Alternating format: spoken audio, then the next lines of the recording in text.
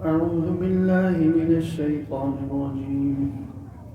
بسم الله الرحمن الرحيم.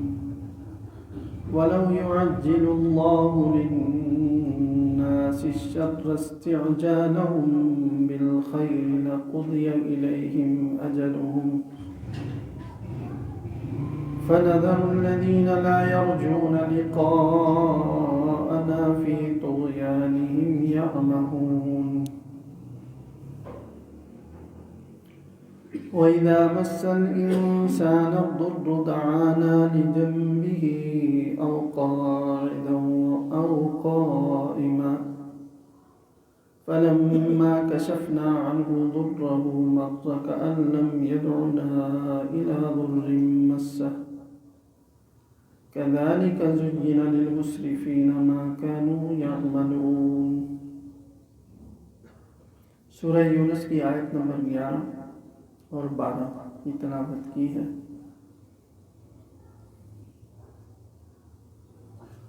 ترجمہ یہ ہے: وَلَوْ يُعَجِّلُ اللَّهُ لِلنَّاسِ الشَّرَّ اسْتِعْجَالَهُم بِالْخَيْرِ. اگر اللہ تعالی لوگوں کو عذاب کا بھی اتنا ہی جلدی نشانہ بنا لیتا جس طرح کہ وہ خیر اور اچھائی کے لیے جلدی مچاتے ہیں اور اللہ تعالیٰ ان کو جلدی خیر پہنچا دیتا ہے، تو ان کی مہلت کی مدت ختم ہو چکی ہوتی.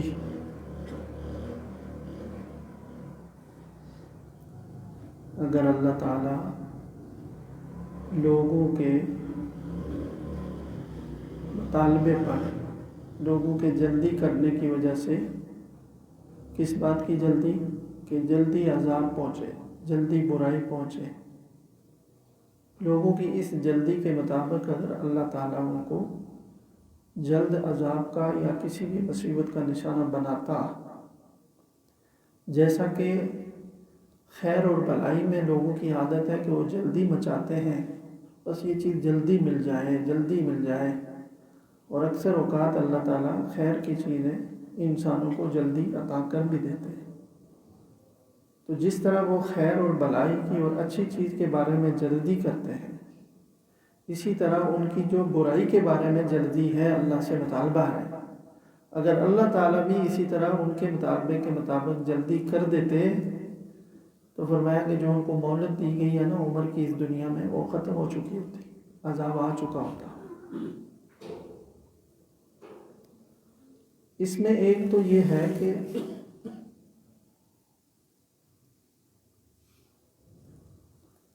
اس وقت یہ جو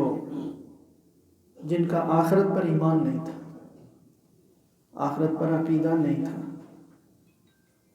جب آخرت کے بارے میں یقین نہیں ہے کہ مریں گے اور دوبارہ ہم زندہ ہوں گے اور وہاں پر حساب کتاب ہوگا، اچھائی برائی کا بدلہ دیا جائے گا، جنت بھی ہے جو اچھے اعمال کا ٹھکانہ ہوگا، جہنم ہے جس میں سزا ملے گی، ان ساری تفصیلات کا جب ایمان ہی نہیں ہے ان پر، تو ایسے لوگوں کو جب برے اعمال پر قرآن کریم میں یہ ڈرایا جاتا تھا اور آگاہ کیا جاتا تھا خطرے سے کہ تمہیں عذاب دیا جائے گا، تو وہ تمسخر کرتے تھے، مذاق اڑاتے تھے. اچھا عذاب دیا جائے گا تو لے آؤ نا عذاب کیوں نہیں لے آتے؟ جب دل میں جس طرح کا دل کے اندر عقیدہ ہوگا، آدمی سے ویسے ہی زبان سے باتیں بھی نکلیں گی اور ویسے ہی وہ کام بھی کرے گا. اب دل میں چونکہ آخرت پر ایمان نہیں ہے تو یہ کہتے ہوئے ان کو ذرا برابر بھی کوئی خوف نہیں ہوتا تھا کہ عذاب لے آؤ.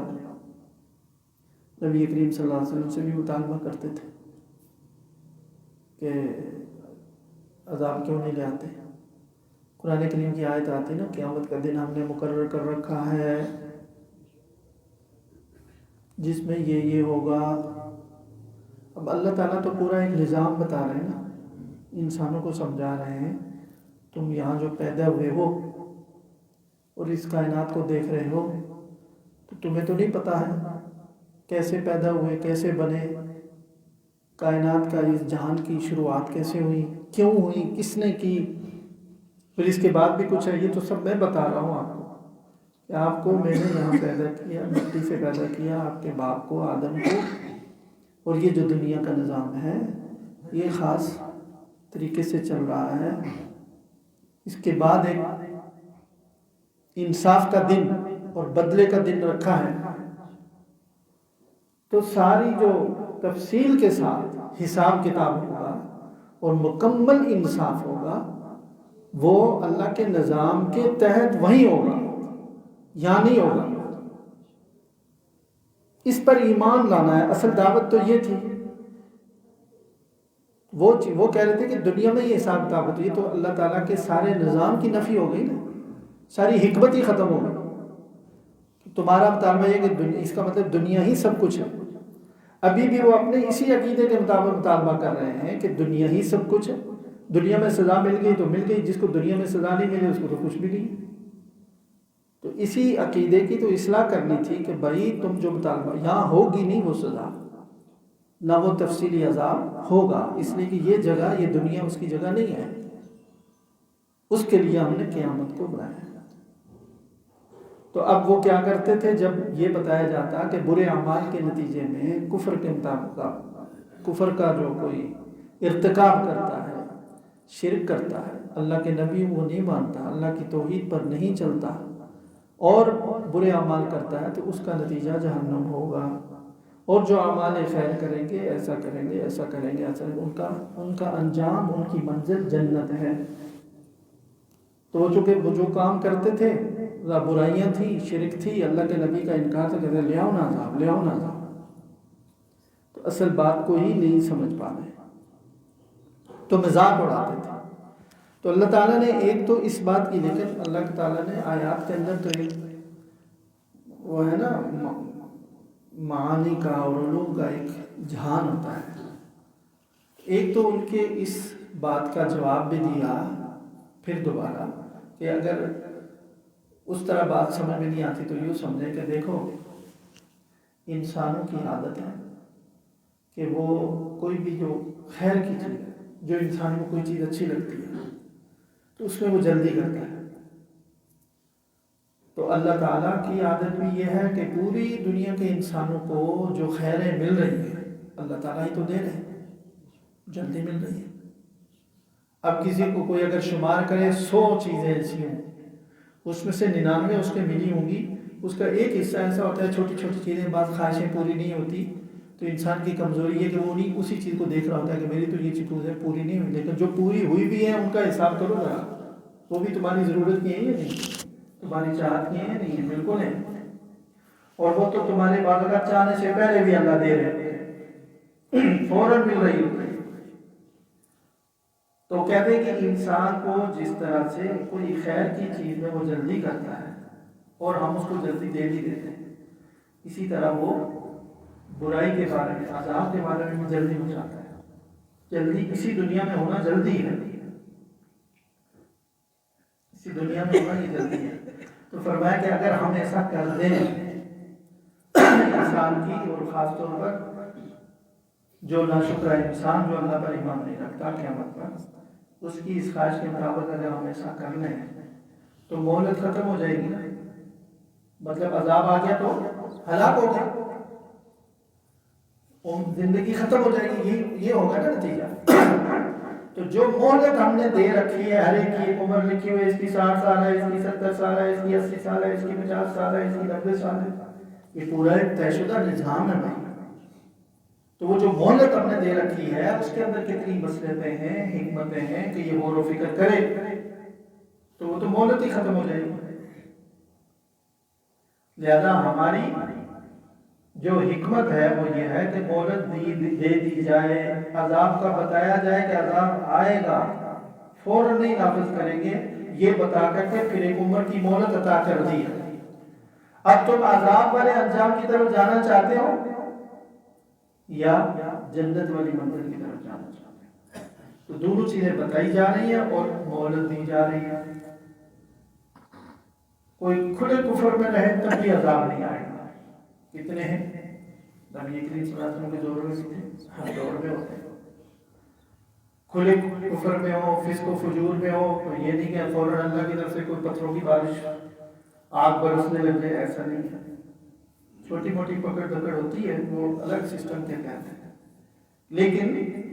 جنہوں نے برے اعمال کیے ان کا 100% بدلہ یہاں نہیں ہے، نظام میں نہیں ہے۔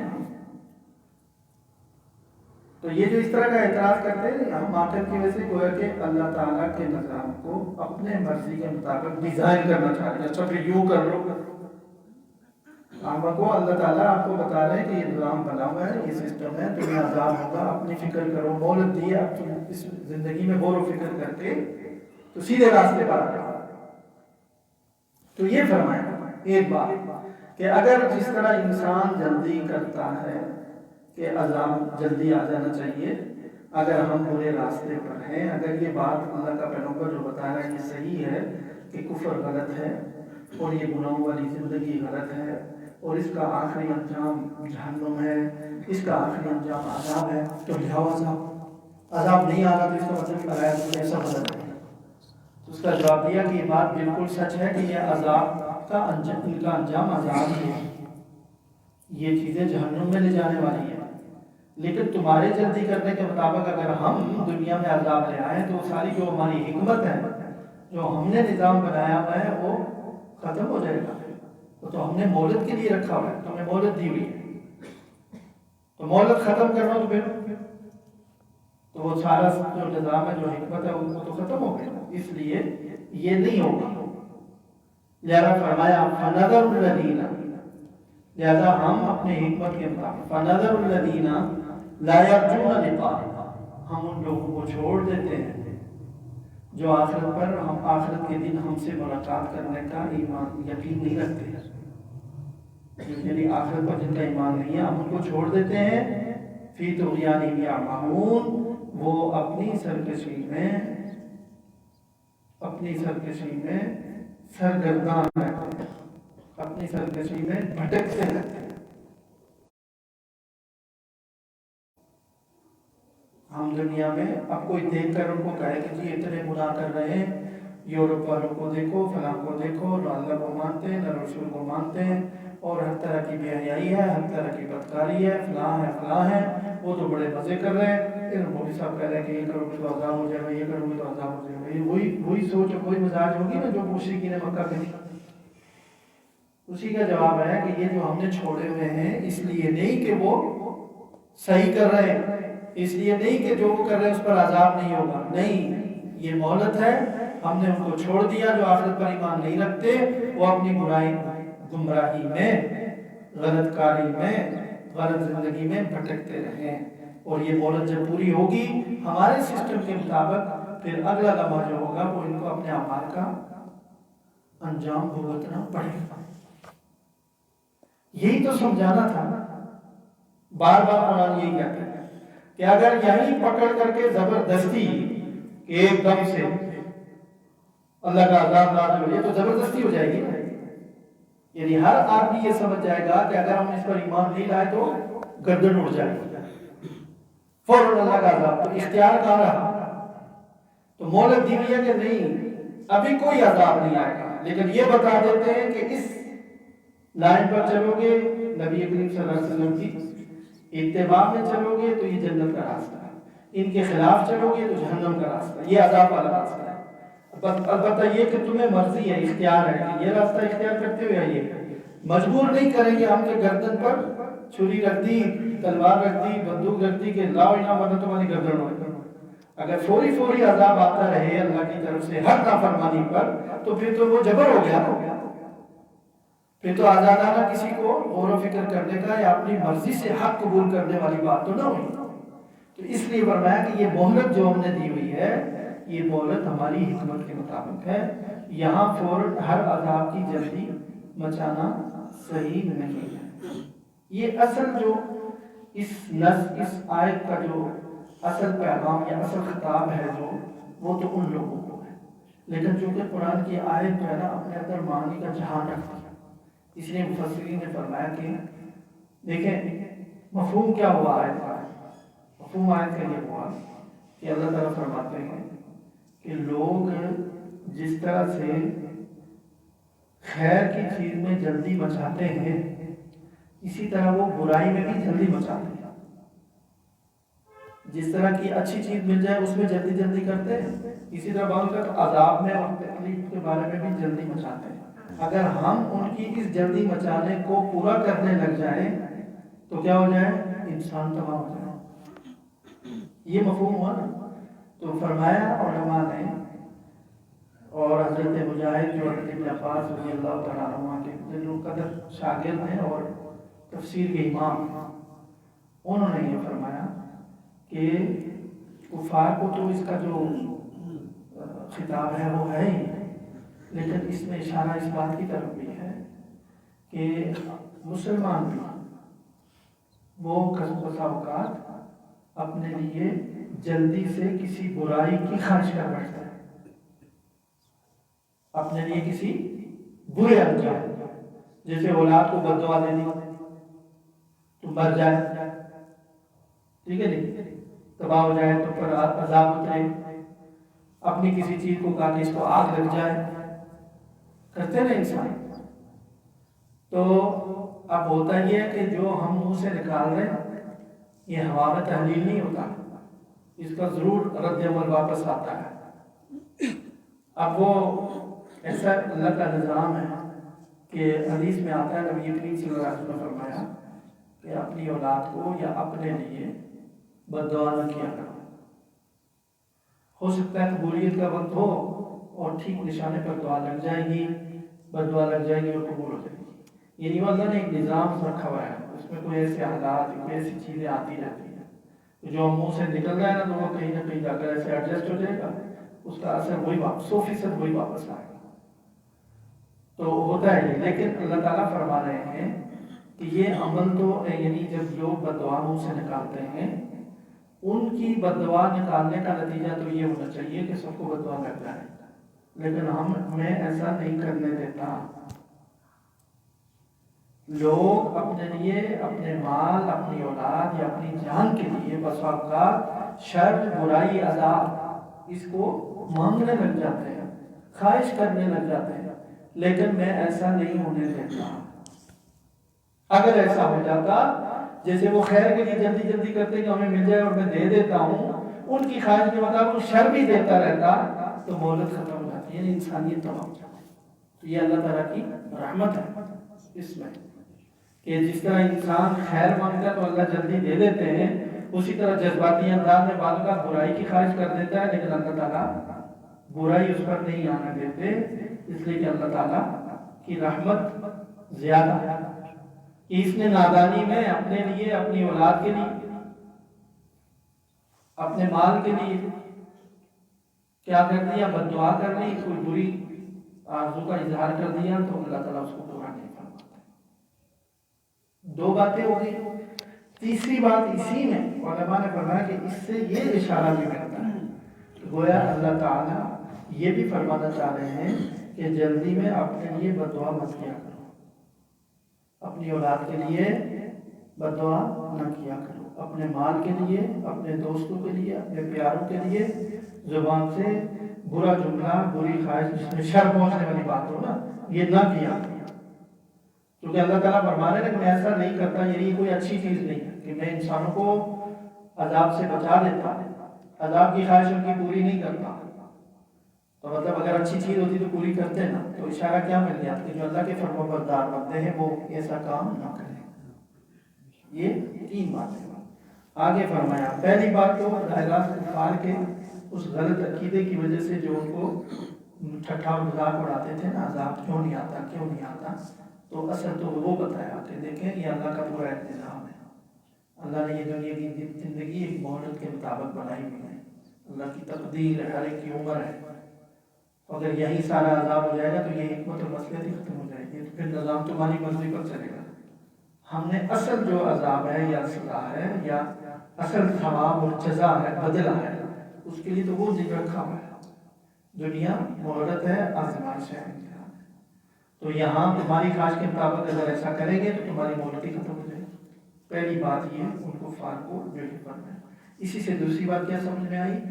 کہ بعض اوقات انسان اپنے لیے یا اپنے پیاروں کے لیے بد دعا کر دیتا ہے، تو یہ بھی اسی سے سمجھ میں آتا ہے، یہ بھی برائی کی خواہش ہے۔ تو اللہ فرماتے ہیں کہ جیسے وہ اچھائی میں جلدی کرتا ہے نا انسان، برائی میں بھی جلدی کرتا ہے، لیکن اللہ تعالیٰ اس کی برائی جلدی میں پوری نہیں فرماتے ہیں، برائی کی خواہش۔ تیسری بات اسی سے سمجھ میں آئی کہ بد دعا نہیں کرنی چاہیے، یہ خواہش نہیں کرنی چاہیے۔ اگر یہ اچھی چیز ہوتی تو اللہ تعالیٰ اس کو یہاں یوں نہ بیان فرماتے، ناپسندگی کے ساتھ۔ آگے فرمایا، اگلی آیت چکے پڑھیے تو اس کا ترجمہ کر لیتے ہیں۔ وَإِذَا مَسَّ الْإِنسَانَ الضُّرُّ دَعَانَا، جب انسان کو کوئی تکلیف پہنچتی ہے تو وہ ہمیں پکارتا ہے، ہم سے دعائیں کرتا ہے، لِجَنبِهِ، لیٹے ہوئے ہونے کی حالت میں، او قاعداً، یا بیٹھے ہونے کی حالت میں، او قائماً، یا کھڑے ہونے کی حالت میں۔ جب کسی انسان کو کوئی تکلیف، کوئی مصیبت، کوئی پریشانی پیش آتی ہے تو وہ ہم سے دعائیں کرتا ہے، کھڑے، بیٹھے، لیٹے، ہر حالت میں کرتا ہے۔ کیا کرتا ہے؟ دعائیں مانگتا ہے، اللہ یہ مصیبت دور ہو جائے۔ ہر وقت پریشانی اس کے دماغ پر سوار ہے، یا اللہ یہ مصیبت دور ہو جائے، یا اللہ یہ مصیبت، یہ بیماری دور ہو جائے، یہ مسئلہ حل ہو جائے، یہ مشکل دور ہو جائے۔ فرمایا کہ انسان اس طرح کرتا ہے۔ اور فَلَمَّا كَشَفْنَا عَنْهُ ضُرَّهُ، جب ہم اس کی تکلیف اس سے دور کر دیتے ہیں، مَرَّ كَأَن لَّمْ يَدْعُنَا إِلَىٰ ضُرٍّ مَّسَّهُ، وہ یوں گزر جاتا ہے، یوں گزر جاتا ہے جیسا کہ ہمیں کبھی پکارا بھی نہیں تھا۔ قرآن کی جو الفاظ ہیں نا اصل عربی میں، یعنی عربی آتی ہو صحیح نہ دیکھیں تو یعنی تڑپ کر رہتا ہے، کیا تعبیر ہے۔ اردو میں ایسے اس کا مفہوم آتا ہے،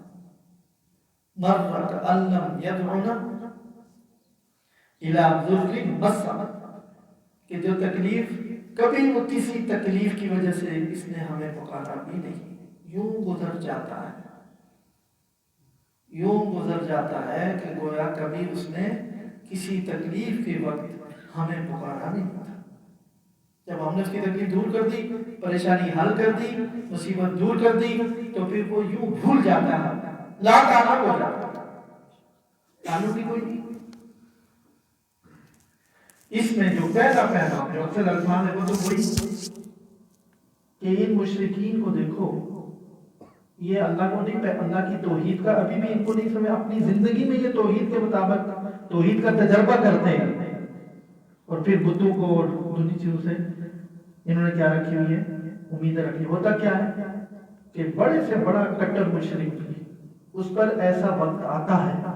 کوئی ایسی مصیبت مسلط ہو جاتی ہے جو پتہ ہے اس کو کہ یہ کوئی دنیا کی طاقت دور کر نہیں سکتی، تو وہ اللہ ہی سے دعائیں مانگتا رہتا ہے، کھڑے، لیٹے، بیٹھے۔ اور جب وہ تکلیف دور ہو گئی، پھر وہی زندگی، وہی شرک، وہی بت پرستی، وہی کبھی اس آستانے میں جھکا ہوا ہے، کبھی اس آستانے میں جھکا ہوا ہے، کبھی اس بت کو پکڑا ہوا ہے۔ پہلی بات تو ان کی طرف ہے، لیکن الفاظ کیسے اذا مس، ایسے نہیں فرمایا کافر، یوں فرمایا اذا مس الانسان، تو اشارہ سارے انسانوں کی طرف، اپنے اپنے لیول پہ بات ہے۔ مومن تو ٹھیک ہے، بتوں سے توقع نہیں رکھتا، اس کی توحید، اس میں یہ شرک نہیں ہے، لیکن انسانوں کی یہ عادت تو بتا دی کہ کیا کرتا ہے انسان کہ جب اچھے حالات، جب مصیبت پریشانی آتی ہے تو ہر وقت اللہ سے دعا مانگتا ہے، اور مصیبت پر تو چھوڑ دی دعا، شکوہ ہے۔ بتایا کہ نمبر 1 کہ جب مصیبت میں اللہ کو پکارتے ہو اور اللہ سے دعائیں کرتے ہو نا، تو جب مصیبت ختم ہو جائے تو پھر بھی اللہ سے دعائیں کرتے رہا کرو۔ اسی لیے حدیث میں آتا ہے، نبی کریم صلی اللہ علیہ وسلم نے فرمایا کہ جو آدمی خوشحالی میں، یعنی پریشانی میں اللہ تعالیٰ سے زیادہ دعائیں مانگتا ہے، اس کی مشکل کے وقت میں بہت تیزی سے، سرعت کے ساتھ اور جلدی سے اس کی دعا قبول ہوتی ہے۔ اور ایک حدیث میں یوں الفاظ ہیں کہ جو شخص یہ چاہتا ہے کہ سخت پریشانی کے وقت اس کی دعا فوراً قبول ہو تو اس کو چاہیے کہ خوشحالی کے حالات میں وہ اللہ سے لمبی لمبی دعائیں کرتے رہا کرے، خوب دعا کرتے رہنا چاہیے، بہت چیزیں اللہ سے مانگنی چاہیے، جتنا اللہ سے مانگتے رہیں گے سب سے افضل ترین ہے نا کہ میرا بندہ ہے، میں نے پیدا وہ عطا کرنے والی ذات ہے، وہ تنگ نہیں ہوتی، مطلب وہ وہاں تو عطا ہی عطا نا، یہ نہیں ہے کہ انہوں نے خود کہیں سے لینا ہے تو وہ تنگی ہو جائے گی، تو جتنا مانگیں گے اتنی خوشی، اور جتنا بندہ مانگے گا اتنی اس کی عظمت ہے، اللہ کی اتنی قدر ہے جتنا مانگے۔ تو ایک یہ فرمایا کہ مسلمان کو بھی کیا کرنا چاہیے کہ مشکل اگر دور بھی ہو جائے تو اللہ تعالیٰ سے دعائیں مانگتے رہنا چاہیے، اور خوشی کے حالات میں، اچھے حالات میں، جب کہ کوئی پریشانی نہیں ہے اس وقت بھی دعائیں، کہ کوئی پریشانی نہیں ہے اس وقت بھی دعائیں کرتے رہنا چاہیے، تاکہ اگر مشکل آئے گی تو دعا جلد اور فوراً قبول ہوگی۔ یہ اس آیت کا مفہوم اور اشارہ اس طرف بھی ہے، جیسے مشرکین کے لیے ہے نا کہ تمہیں بہت بڑی مصیبت جب آتی ہے تو ہر وقت اللہ کو پکارتے ہو، جب وہ ختم ہو جاتی ہے تو اللہ تعلق ہو جاتے ہیں، پھر تم اپنے اسی نظریے پر، اسی زندگی پر، اسی ڈگر پر ہوتے ہو۔ تو اپنے اپنے لیول میں یہ بات ہے۔ تو مسلمانوں کو ایک تو میں نے کہا دعا کی بات، اور ویسے بھی کہ جب کسی پر مشکل حالات ہیں، ہم نے دیکھا کہ طلبا کو، اسٹوڈنٹس امتحان، یہ وہ ہیں جن کے اندر کچھ اللہ تعالیٰ نے خیر رکھی ہوئی ہے، اب بڑے روزے بھی رکھ رہے ہیں اور نفل بھی ہو رہے ہیں، دعائیں لمبی لمبی ہو رہی ہیں، تہجد میں بھی دیکھیں اٹھے میں، سبحان اللہ، 10-15 دن کے لیے، ایک مہینے کے لیے بالکل اویس پرنی بن گئے، اور جو امتحان گزرا ہمیں مرضی سے آگے بڑھا، جماعت بھی بڑی مشکل سے پتہ نہیں ملے گی نہیں ملے گی، ایک دم سستی کا۔ یہ ایک مثال ہے، عام زندگی میں بھی یہ ہے کہ لوگوں کو جب کوئی مسئلہ سامنے آتا ہے، دعا کروانے کے لیے جا رہے ہیں، اس سے بھی کہیں گے، اس سے بھی کہیں گے، خود بھی دعائیں کریں گے، وہ مشکل دور ہوئی، ٹھنڈے ہو گئے، تو یہ نہیں ہونا چاہیے۔ یعنی ٹھیک ہے اتنا زیادہ بے تابی سے جو دعائیں ہیں وہ تو طبی طور پر کمی آ جائے گی، لیکن یہ ذہن میں رکھے آدمی کہ اللہ تعالیٰ نے کل میں کس مصیبت میں گرفتار تھا، گناہوں سے روکوں۔ اب کسی پر مصیبت سوار ہوتی ہے، دماغ میں پریشانی ہے، بڑے سے بڑا خوشنما منظر گناہ کا ہو نا، اس کو بالکل توجہ، گناہ کا ہو نا اس کو بالکل توجہ نہیں ہوگی، اس کو اپنا غم سوار ہے۔ تو یہ سوچے آپ کہ اللہ تعالیٰ نے یہ مصیبت دور کی ہے تو میں کیوں نہ شکرہ بنوں کہ بس بھول گیا گناہوں میں، غفلتوں میں، اس میں چلا جاتا، یا اللہ کیا دور دیر ہے یا مشکل ہے کہ ایک لمحے میں آ جائے، سسٹم زندگی کا ہمارا پھر چینج ہو جائے، بدل جائے، گڑبڑ ہو جائے۔ تو یہ بھی فرمایا کہ نہیں ہونا چاہیے، اگر مشکل دور ہوئی تو ہمیشہ اللہ تعالیٰ کے ساتھ بندے کا تعلق اسی طرح رہنا چاہیے۔ اللہ تعالیٰ ہم سب کو نصیب فرمائے۔ لیکن جن لوگوں کی یہ حالت ہے نا، ایسا کرتے ہیں، ان کے بارے میں ان کا ایک بالکل تھرمومیٹر بتایا گیا، فرمایا کذالک زین للمسرفین ما کانوا یعملون۔ یہ جو حد سے گزرنے والے لوگ ہیں، حد سے تجاوز کرنے والے لوگ ہیں، یہ اپنے برے کام یا اپنی جو کرتوت ہیں ان کو اسی طرح ہمیشہ خوشنما معلوم ہوتے ہیں۔ یہ جو مشرکین مکہ کا یا کفار کا جو اوپر طریقہ بتایا نا کہ مصیبت کے وقت تو یہ اللہ کو پکارتے ہیں، ہر وقت مصیبت دور ہو گئی، پریشانی دور ہو گئی۔ یہ مصیبت پر جنگ کی ہوتی تھی نا تو نبی کریم صلی اللہ علیہ وسلم کے خلاف بھی جا کر خانہ کعبہ میں دعائیں مانگتے تھے، بدبخت خانہ کعبہ میں جا کر دعا مانگتے تھے، رسول اللہ صلی اللہ علیہ وسلم کے خلاف فتح کی۔ تو دعائیں تو اللہ سے مانگتے ہیں، ایسا نہیں کہ وہ اللہ کے منکر تھے، اللہ کے قائل تھے ساتھ۔ تو فرمایا کہ جب وہ مصیبت دور ہوتی ہے پھر اسی ڈگر پر آ جاتے ہیں۔ وجہ کیا ہے؟ جو لوگ حد سے گزرنے والے ہیں ان کو اپنا یہ جو طرز زندگی ہے یہ ہمیشہ خوشنما لگتا ہے کہ میں بالکل ٹھیک ہوں۔ یعنی جو غفلت کی زندگی میں ہے، عبادت کی طرف نہیں ہے، ذکر تلاوت کی طرف نہیں ہے، اللہ کی طرف نہیں ہے، بس کبھی مصیبت آئی تو دعائیں کر لی، وہ کر لیا، اس کے بعد پھر اسی طرح غفلت دنیا میں ڈوب گئے، وہ بھی اسی میں ہے کہ ان کو بھی اپنا طرز زندگی اچھا لگتا ہے کہ بھائی اتنا کوئی صوفی بننا تھوڑی بننا ہے، ہر روز مسجد میں گھسے اور ایک مصیبت تھی دعا کروا لی اللہ سے، اللہ نے جیسے کہ اللہ تعالیٰ سے ایسے عجیب سا تھا۔ زیادہ کوئی سبھی تو مت ہے. تو یہ غلط طرز زندگی ہے. فرمایا یہ ٹھیک نہیں ہے. بندے کو اللہ تعالیٰ سے اچھے حالات میں بھی وہی تعلق رکھنا چاہیے جو مصیبت کے وقت میں پیدا ہوتا ہے, اور بتکلف کرنا چاہیے, بتکلف مجاہدہ کر کے, ہمت کر کے. تو یہ ہے مقصد. اللہ تعالیٰ ہم سب کو نصیب فرمائے. درس قرآن .com www.درسقرآن.com